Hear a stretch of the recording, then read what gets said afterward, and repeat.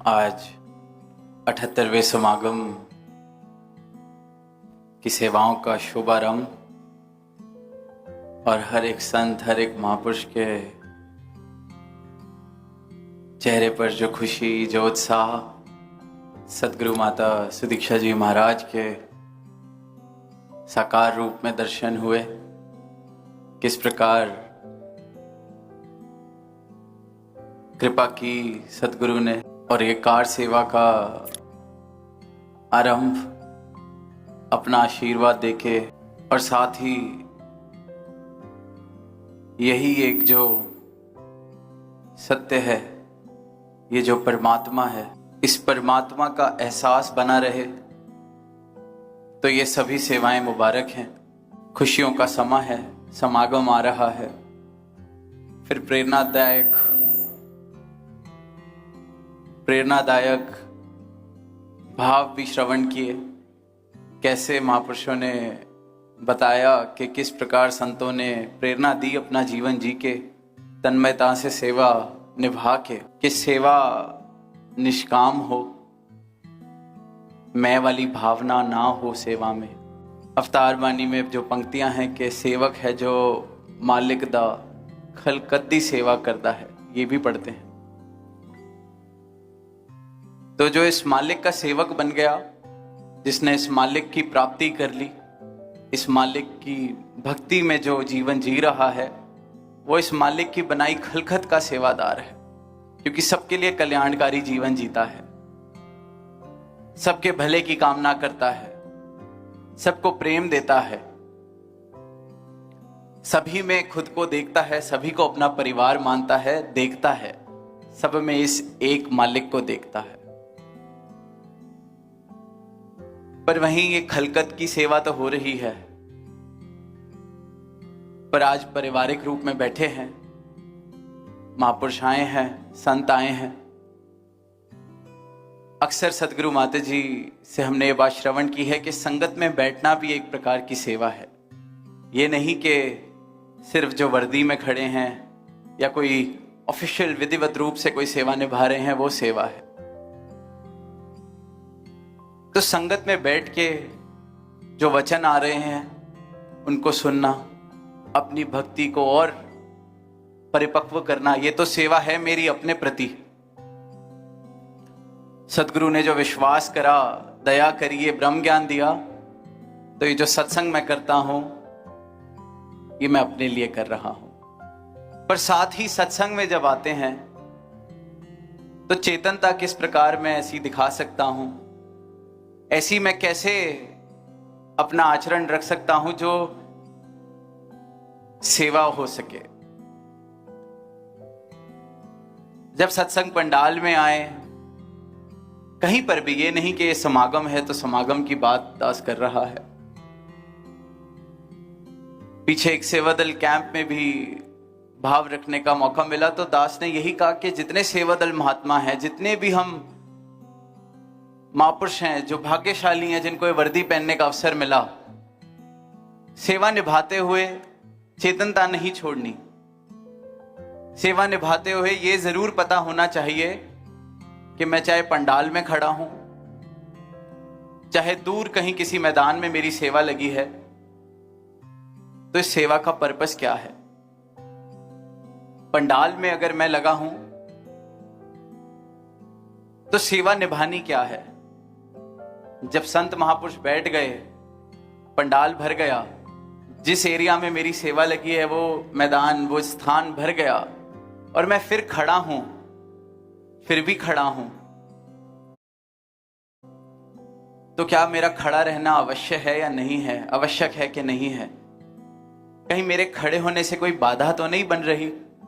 कहीं मैं जो खड़ा हूं, मेरे पीछे बैठे संतों को ऐसा तो नहीं कि सदगुरु के स्टेज पे दर्शन नहीं हो पा रहे। तो मैं सेवा जो निभा रहा हूं, उस सेवा का पर्पस क्या है, रीजन क्या है, ये पता होना चेतनता है।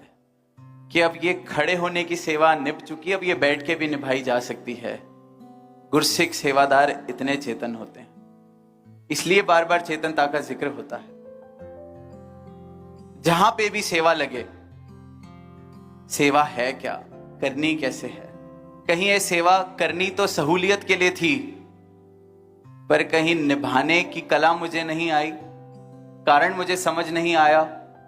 तो जो संतों की सहूलत के लिए करना था वो कहीं बाधा तो नहीं बन रहा, जिनकी सेवा में आना था कहीं उन्हीं की बाधा तो नहीं बन रहा। और वहीं जब साध संगत के रूप में हम आते हैं तो कुछ पहलू हैं जो दास ने कहा। कुर्सियां देखते हैं, जो महात्मा महापुरुष जमीन पर नहीं बैठ सकते किसी भी कारण, उनके लिए कुर्सियों का इंतजाम किया जाता है।